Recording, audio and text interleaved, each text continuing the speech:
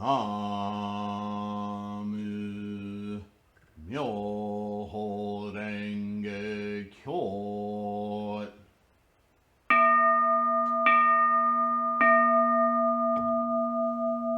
Namu Myoho Renge Kyo.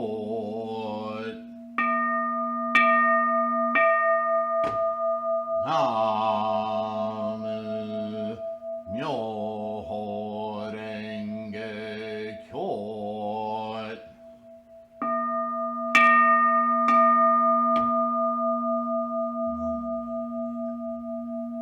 Hello everyone, Namu Myoho Renge Kyo. Welcome, thank you for being here. I hope you're well, in good health, and secure. Let's continue with this wonderful Gosho from Dr. Jacqueline Stone's dissertation. By the way, this dissertation is available to you online as a photographic PDF document. I've gone through the trouble of printing it out for my purposes. It's quite a huge volume, though, so I understand that all of you might not be able to print it out, but I'm looking for, I will look for the link. This is University of California, Los Angeles, 1990, so it's been a while since she put this book together, her dissertation, but it has so much wonderful information in it. This dissertation, of course, is probably not her only one, but certainly focused directly on writings in the Nichiren corpus, textual, hermeneutical, wow, I'm having trouble with that word today, and historical problems. So, looking for, it's document number 9105837. Copyrighted 1990, UMI, Zach Road, Ann Arbor, all rights reserved. All rights reserved indeed, but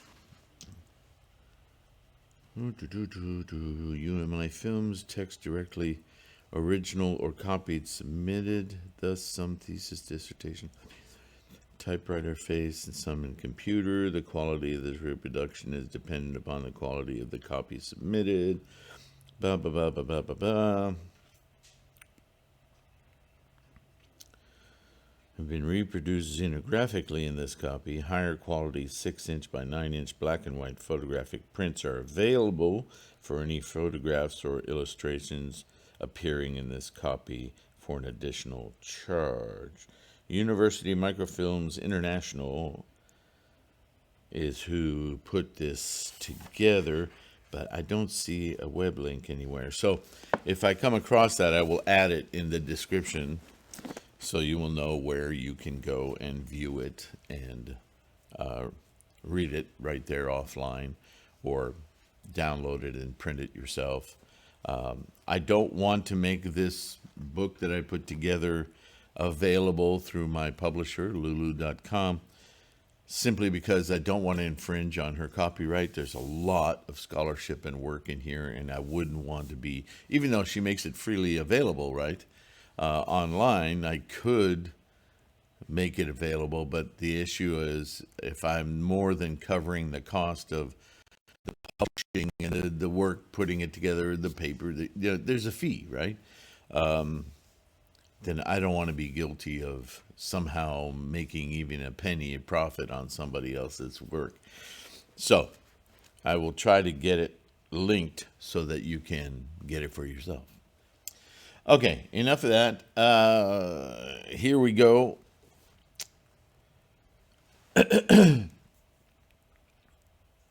With the continuation of this Gosho, the teaching approved by all Buddhas. And obviously he's talking about the Lotus Sutra. When the Tathagata Shakyamuni was still a common mortal, like you and I, Countless dust particle kalpas ago, he realized that his body was composed of earth, water, fire, wind, and space, and at once he attained enlightenment.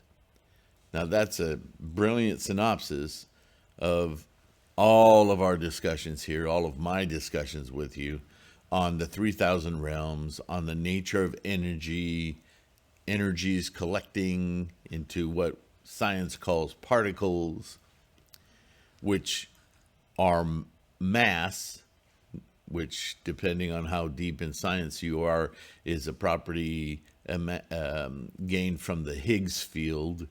Anyway, quantum fluctuations aside, everything in this body universe is instantiated or formed from the same base. If not a base, not a base like when you go to a paint store and you need to add colors to a base, not a thing in itself, but a starting point. All right, time begins with mass. And that formation from non-time to time through mass, right? Space-time, mass provides space and therefore time. Everything is built from that. We talk about the Earth being 4 billion years old, but that's because we establish a beginning time, right? Beginning contains within it what we now see as Earth or the microwave background. Everything we perceive in this body universe was formed at that moment. It's hard for us to think this way because we experience in our brief moment of consciousness, life, things as arising, enduring, and decaying. And that's our human entry into this answer, this way of dissolving our attachments, our possessive ideas of thingness, because we experience them as birth, existence, and death. Yeah? But Buddha goes a step further. Buddha consciousness understands that the thingifying of the universe, the mass creation, the matter, the thing that arises, the thing that endures, and the thing that goes away, in the larger picture, is just a brief expression of potential, itself not real. Not real in the sense that it exists in and of itself. It's a temporary manifestation. And if your mind can go there, that everything is just manifesting and going away, is it really ever there? And yes, of course it is there. In Buddhism, we're not trying to say it doesn't manifest and go away. What we're trying to say is, looking beneath that horizon of manifestation, we understand that the truth, the ultimate truth, is that it is just a temporary condition and tendency of potential. And that ultimately, that potential is just a tiniest fraction of the entirety, which is constantly sparking into manifestations, so that in and of itself, it's just an ephemeral thing. It exists only because our mind is here to witness it. But ultimately, it's just part of a much, much more, much huger process. What we're doing is identifying with something. If it's a spark, it's ephemeral.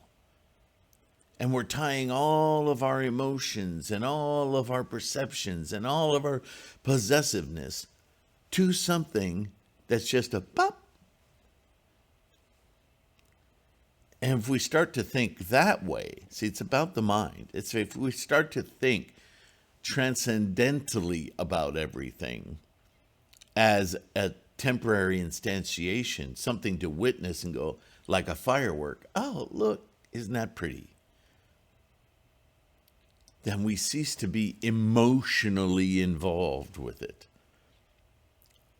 We cease to stress about it disappearing or appearing. Right? It's a waste of time to be so anxious about things. It's like a fish being anxious about a drop of water. That's what we do in samsara. Right? The fish, gosh, I hope it doesn't swim around worried about the next drop of water that's going to go through its gills so it can breathe. It's in it. Does it even consider it? Right?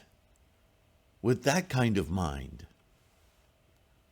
see the vast kaleidoscope and merry-go-round of earthbound, this moment manifestations.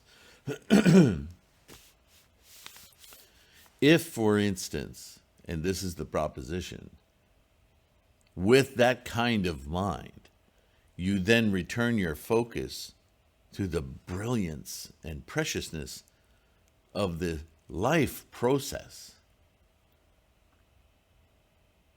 then you can reduce your anxieties, influence your world to reduce its anxieties and its avarice, its greed for hanging on to. And this is the bigger picture. With that kind of mind and that kind of influence, and this is why Bodhisattva, coursing as Bodhisattva with this mind of Buddha, is so, so vital to this practice of Buddhism, that by influencing others toward this realization, the probability of horrible human behaviors out of that greed and manipulation, anger, of war, of life or species ending causes, even to the point of climate change, exterminating human beings on this planet. Don't get confused by rhetoric that says we need to save this planet, so let's let that motivate. That's such a distant thing to a human, a regular human, ignorant of their Buddha, the Buddha. It seems so distant they don't feel motivated to do anything. Some do. But the point of it is that with no planet, no human, we go extinct. That's the crisis. That's much more immediate, right? So if we can attain this understanding with the Buddha consciousness of the nature of life and how incredibly momentary our existence is, and therefore precious, wouldn't we be more motivated not to exterminate it? You can use whatever words you want, Kozen Rufu, world peace, whatever. The point is, with our practice, individual practice of self-realization, awakening our Buddha mind, and awakening others to that mind, we can create a larger breadth of influence that can influence the entire path of humanity, of sentient beings. The amount of power a human attitude can impact our very existence becomes palpable. So this is what he's talking about here. This is the realization of Shakyamuni, Siddhartha Gautama, looking for how do we human beings stop creating our own suffering. Stop living in this duress. Oh, by realizing how incredibly precious it is. Not feeling anxiety about that preciousness, not feeling stressed about that preciousness, but rather experiencing all of life as a process of which we're just a witness. Though we have the potential to eliminate that witnessing, that's abhorrent. We don't want to think about that other than to eliminate it, right? And how do we eliminate it? By understanding something far more fundamental that releases us from all those tensions that keep us so preoccupied that we don't see what's right in front of us. That's why words like dreamlike or delusion or illusions, those are all manufactured by a false perception. And that's what we suffer from. If we perceive correctly, turn the light on in the attic and go, oh, then all of that just releases.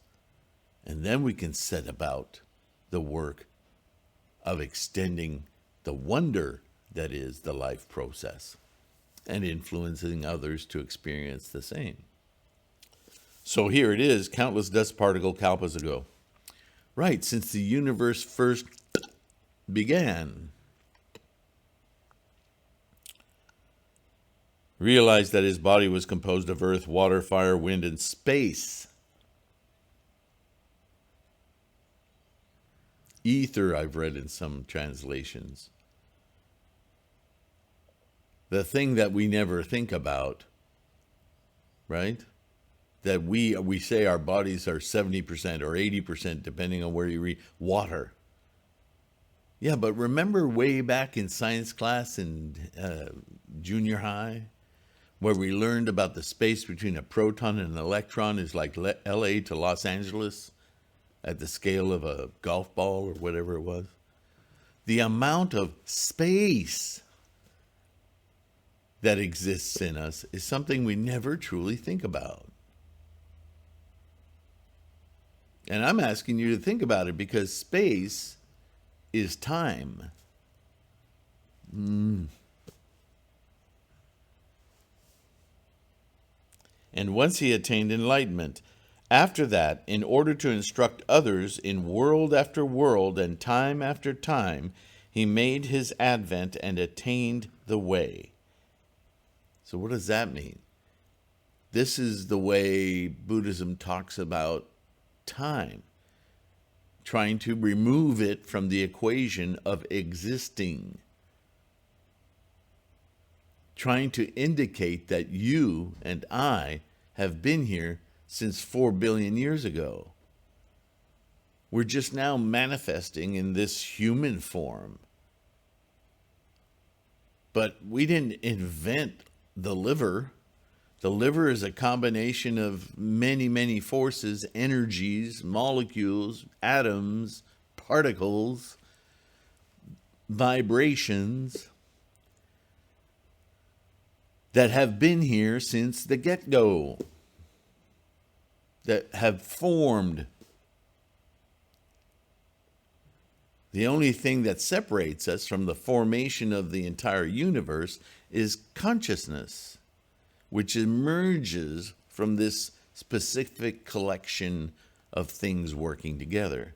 of which there are 8 billion of us on this earth, which sounds like a lot when you think about other things on the earth relative to our position in the universe.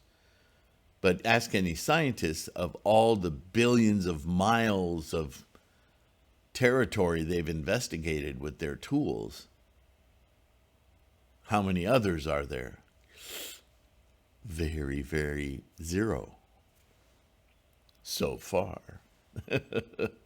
How far do you have to look? This is a very minute possibility. We're existing here on Earth. So if you're looking for a way to understand how precious your moment of consciousness is, think about it on a universe scale. Mm-hmm. And just as precious as it is, it can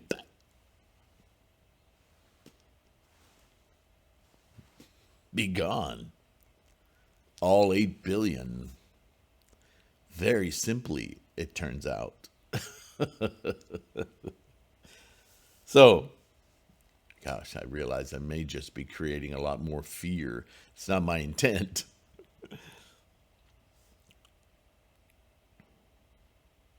In lifetime after lifetime and place after place, he displayed the 8 aspects of the Buddha's life, causing living beings to see and understand that he had been born in a king's palace and attained awakening beneath the tree as though he had just become Buddha for the first time. Become Buddha. That's an English translation. He awakened to Buddha. Ah, that's much more accurate, isn't it? For more than 40 years, he established the teaching of expedient means in order to lead people to this realization, right? I understand. I'm a man too. Here's how I had to come to it. Here, this makes sense for you. Your ability to understand. Can you see it like this through this story? Can you start to understand how your mind works, how your body's created? These are the early teachings of Buddhism, right? But after that, he discarded the various sutras teachings of expedient means and frankly expounded the true Dharma of Myoho Renge Kyo, the Lotus Sutra. The principle of the seeds of the 5 wisdom Tathagatas.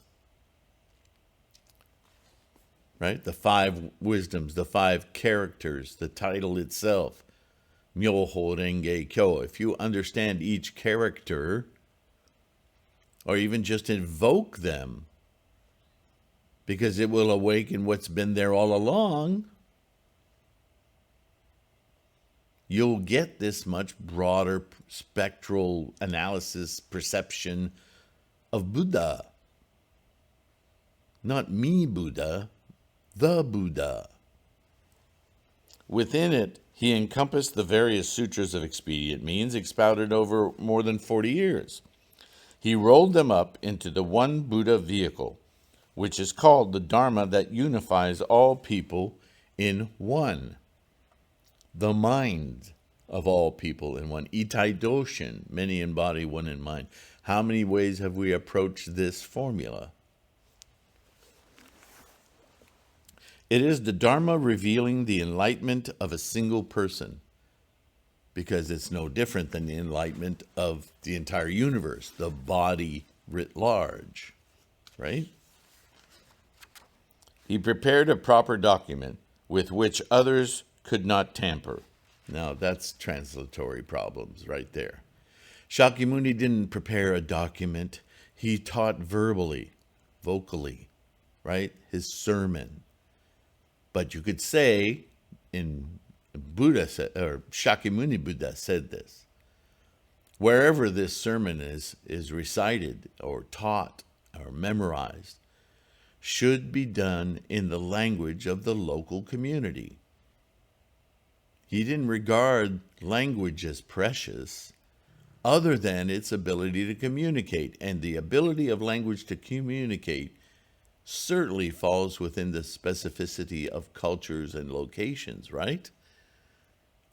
Have you ever gone to a foreign country that speaks a completely different language and just spoke to them in English, demanding they understand? Does it work? sincerely doubt it.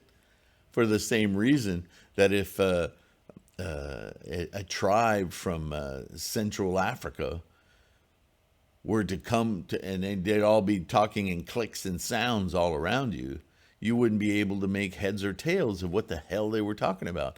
The irony is that we're all talking about the same thing, whatever the language. Ultimately, we all deal with the same issues: shelter, food, sex, existence, rules of behavior. Just because it's a different language doesn't mean it doesn't struggle with the same exact issues. So ipso facto, Shakyamuni was quite wise to say wherever this teaching is taught, memorized, practiced, it should be in the local language so that whoever it is will gain the same access to the ultimate truth. This is also why sectarian divisions that say this language is the only language, these are the actual words, get out. You obviously haven't read it or recorded it, memorized it. You're just interpreting. Right? How much easier could it be to just chant Namu Myoho Renge Kyo? Don't even matter if you know what the character or the word actually sounds out in a particular language. Because if you study, whatever language you study in, what the Lotus Sutra is, what it says, and then you study broader than the Lotus Sutra so you can understand the concepts in the Lotus Sutra, all of us are invoking the same thing, Buddha. I know sometimes I say your Buddha, my Buddha. What I'm talking about there is the path. You and I, and a Cambodian, and an Eskimo, we all have different paths because we have different experiences of life, right? Different manifestations. But at the core, all of us share the exact same source material, the formations. Buddha. He prepared a document with which others could not tamper, and on it set his authentic seal. So that would be the sermon of the Lotus Sutra. When this document, handed down from the Buddhas of the 3 time periods, was transmitted by Shakyamuni, he stroked the heads of all the many bodhisattvas who filled and blocked off the skies above the 300 myriads of millions of nayutas of lands, basically all future beings.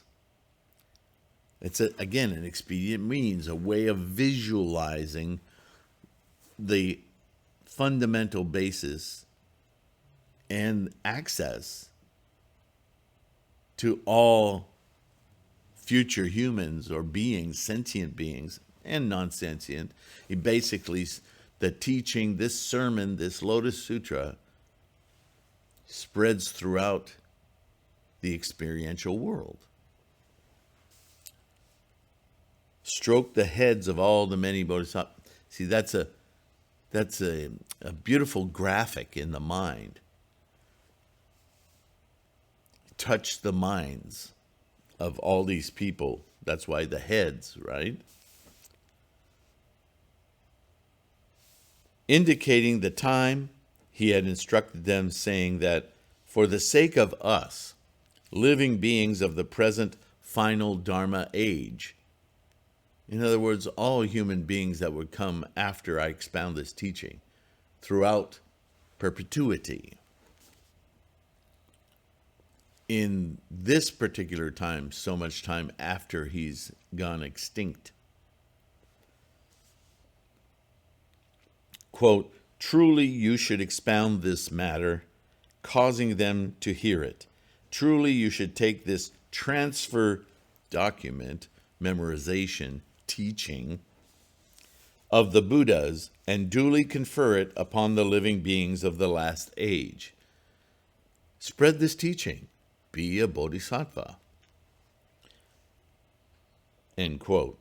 Fully 3 times he earnestly uttered these same words, and many bodhisattvas, all without exception, bent their bodies and lowered their heads, and each in the same words vowed fully 3 times that he would not be inferior to the others in propagating this Dharma in the last age. That's you and me. Thereupon the Buddha, feeling relieved at heart, returned to the capital city, Miyako, of original enlightenment.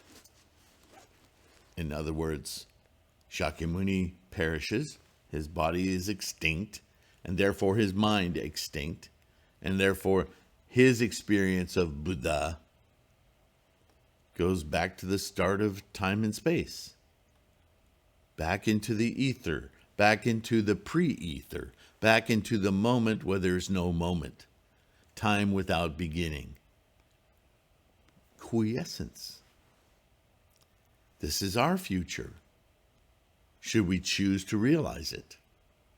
It's going to happen, but whether or not you're on board to experience it or not, it's up to you, right? In the manner and method of the Dharma preaching of all Buddhas of the 3 time periods, this is the transferred document indicating in the same words the time of the last age. Thus, included in this document are passages substantiating its time of transmission, solely designated the last 500-year period as the time when one may attain Buddhahood by the Sutra of the Lotus Blossom of the Wonderful Law, Myoho Renge Kyo. I take issue with this word document because that's a contemporary version of the teaching of Shakyamuni.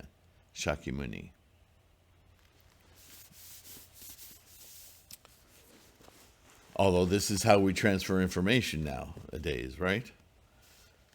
The Peaceful Conduct chapter has left us the statement that in the final Dharma age, common mortals who have but recently aroused the aspiration for enlightenment can attain Buddhahood by practicing Myoho Renge Kyo, the Lotus Sutra.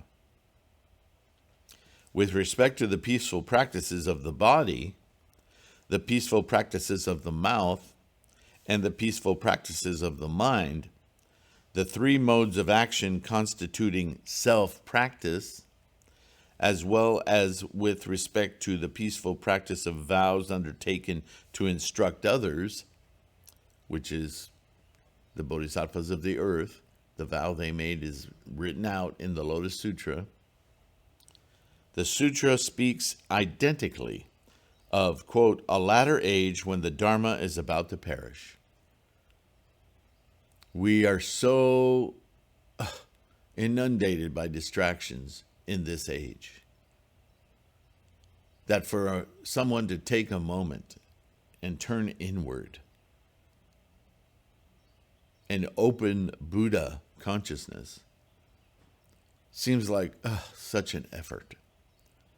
Well, in the scope of human life today, which, as I said, innumerable distractions, it is quite an effort. It's a commitment that Shakyamuni spoke about in the Bodhisattvas of the earth, the emergence of the Bodhisattvas of the earth in the Lotus Sutra. He knew it's going to be so difficult that there'll be less and less of us, and more that make even this practice suited to their own aims rather than Buddhahood. How true is that?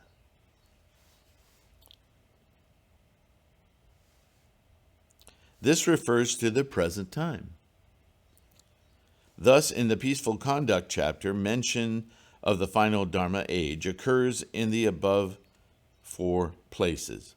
It is mentioned in 2 places in the Medicine King chapter, and in 3 places in the Exhortations of Bodhisattva Universal Worthy, the closing chapters, right? All these passages point to our present age and have been transmitted and left to us by the Buddha, again, this is a reference to Shakyamuni, Siddhartha Gautama, as a bodhisattva who has instantiated Buddha, that Buddha. And yet people reject these true passages and adhere instead to the words of an ordinary man. Follow the law, not the person. There it is again. Trusting to their foolish minds, they turn their backs on the transfer document, the teaching of the Lotus Sutra, handed down by the Buddhas of the 3 time periods long ago against the Buddha Dharma. And so when he talks about the Buddhas of the 3 time periods, what do you think this is saying? Even though it's an English translation, in any translation, what do you think that sentence is referring to? The quiescent potential from which everything is manifesting, and which ultimately everything will return to, because that's the nature of things. Again, if you're interested, I'll refer to the wonderful description of the cyclical conformal cosmology of Dr. Penrose, Roger Penrose, right? Forget all the scientific arguments that want to discredit that or offer other possibilities. Just take a simple look at the poetic and logical thinking around an instantiating universe and the way that it then cyclically goes back into itself. It doesn't lose anything. It doesn't gain anything. It's just cyclical. And it all revolves around energy. It's so amazing. Okay. How contrary this must be to the true intent of all Buddhas of the 3 time periods, past, present, and future. What is a past, present, and future? Why does he constantly speak in this way? Because this is the way we humans experience time. Forgetting entirely that past, present, and future only exist in this moment, this moment, this moment, this moment, this moment.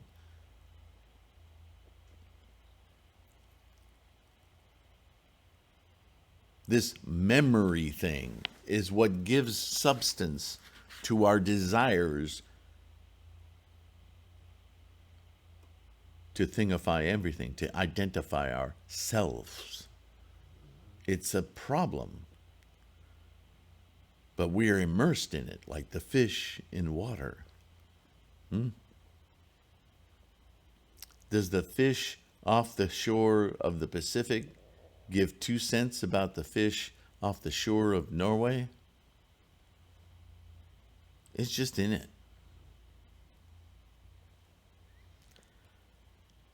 How vexed they must be, he goes on. How they must grieve and lament, right?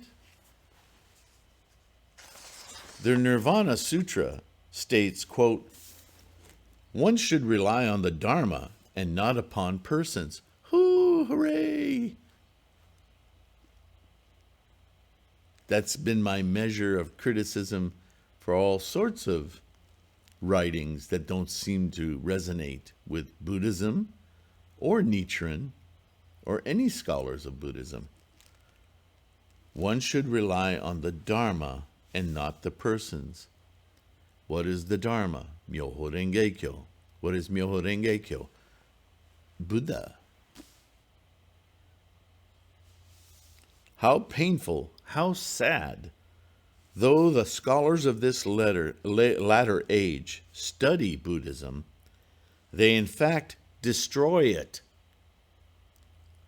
Lamenting such a state of affairs, the Huang Chue states, now he's quoting, the fact that people hear of this perfect and sudden teaching and yet do not revere and value it is truly due to the distorted views of those who study the great vehicle in the present age, how much more in the semblance of and final Dharma ages will people's spirit be faint and their conviction, their confidence weak?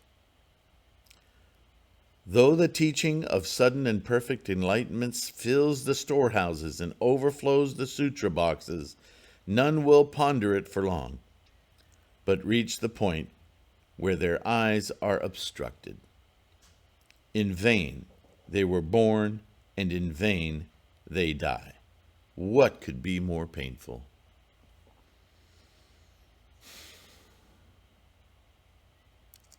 Right?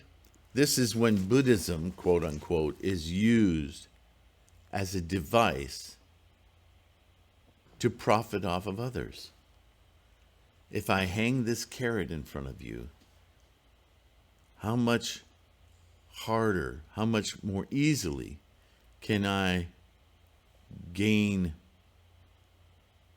political clout from your numbers, money from your various tithings and paying for fees for things? How many ways can I control and govern and profit from other human beings by dangling this carrot of enlightenment in front of you? That's following the person. Because if you follow the law, as Nichiren says all along, as Tendai says all along, as all scholarship of Buddhism, including Shakyamuni, has said all along, hello, click, click, click. This is self-practice. This is you opening your mind of enlightenment. Nobody's going to do it for you. You don't have to qualify or get certified or pass a test to have Nichiren's mandala to help you focus on your enlightenment. Right? It's not like a driver's test. You already have it. Just awaken to it. Experience it. You're the only one who can do that. Not some group, not some organization, not some person. Right? Chan 4 of the same work says, moreover, the perfect and sudden teaching was originally expounded for the sake of ordinary worldlings, you and me. If it were not intended for the benefit of ordinary worldlings, then why did the Buddha, while himself dwelling on the ground of the Dharma nature, not preach this sudden and perfect teaching by means of the Dharma body for the sake of the many bodhisattvas? Why, for the sake of those many Dharma body bodhisattvas? Dharma body bodhisattvas. Do you understand what that means? It's a way, with English words, to conceptualize the bodhisattvas of the earth. We, future humans, as we are today, are the Dharma body bodhisattvas. What's the Dharma body? Myoho Renge Kyo. What's Myoho Renge Kyo? The entirety of the universe. The body, writ large, the body of the entire universe, contains within it manifestation of bodhisattvas, intent, mind, attitude, intent. That's where bodhisattva is located, not in your feet, not in your waistline, right? It's in your attitude. What do you intend to do with this knowledge of Buddha? Of course, experience it much as you can. The more you experience it, the more confidence you gain, and the more influence you have. This body isn't something you just feed and poop out of. It's the vehicle. It's the very apparatus where a mind emerges, and the quality of that mind as Buddha can be experienced. How amazing is that?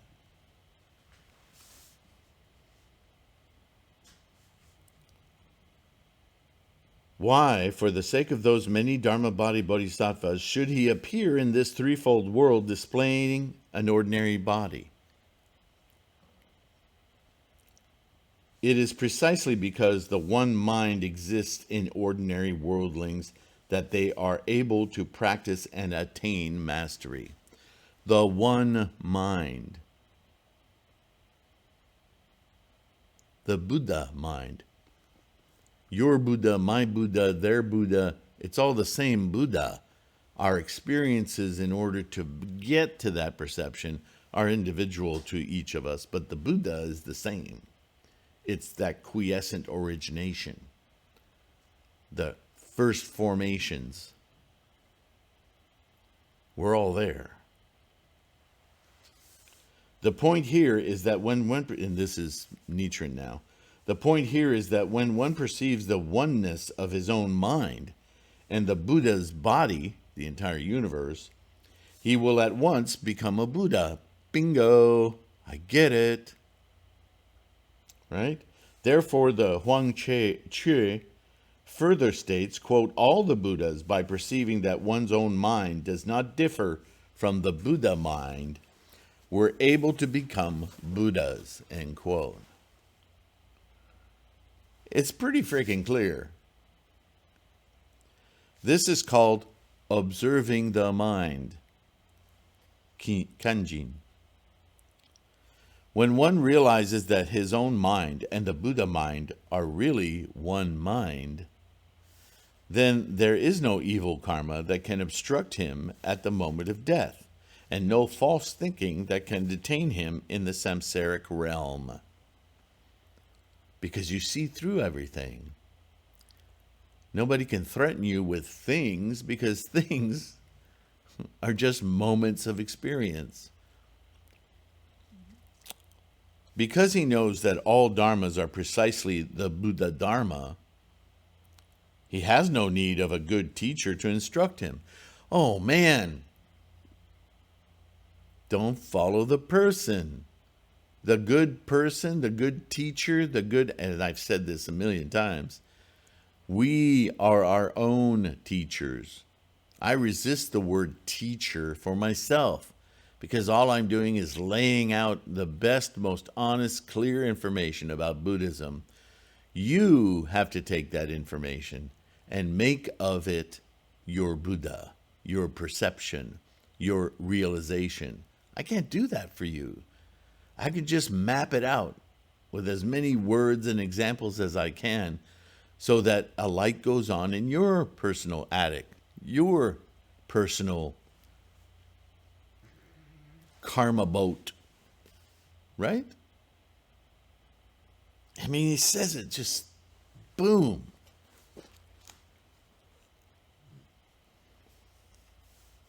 Thinking as he would think, speaking as he would speak, acting as he would act, behaving as he would behave, in any of the four modes of conduct, whether walking, standing, sitting, or lying down, in all cases his conduct is perfectly united and of one essence with the Buddha mind.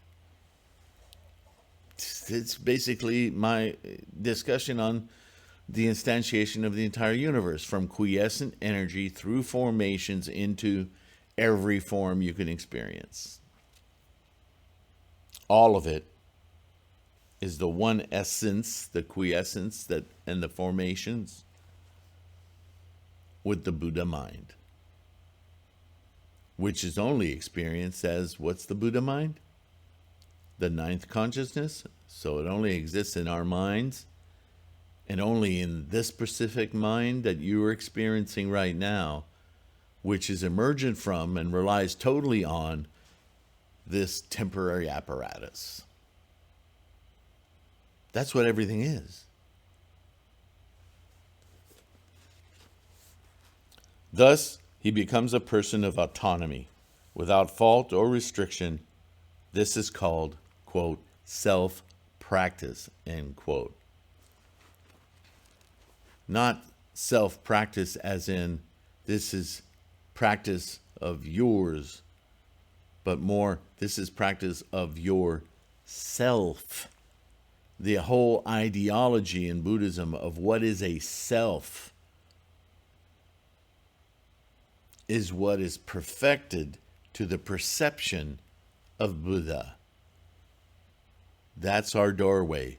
That's what he calls Gohonzon. That is our facility to meld the perception of this apparatus with the deeper perception, the timeless perception of the process of life. Myoho Renge Kyo. The two are one. The many are one. All of it is one.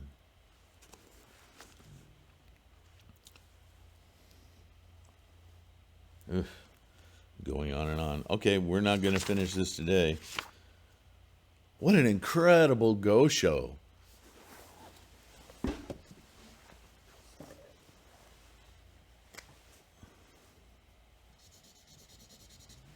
I'm sorry to leave you hanging, but I'm trying to keep a reasonable length of time to these videos so that you have a little time to digest all the information in it. Wow. Stay tuned. We will continue. Thank you for listening. Thank you for watching. Thank you abundantly and so much assistance through these mechanisms of YouTube for your likes. Don't forget to like, subscribe if you haven't already. That helps support the algorithm, the machines of logic for our bodhisattva work. The more we grow the Sangha, the more we do bodhisattva work to help others, even others we may never meet, other than our one Buddha mind. Okay? Download the audio podcast. Go to the bookstore, get yourself a Gohonzon, a Cafe Press. The links are all in the front and end of these videos. What am I forgetting? Oh, threefoldlotus.com. Lots of free info there. Help yourself to help others, of course. Namo Myoho Renge Kyo. Be the Myo, and I will see you in the next one. Bye for now.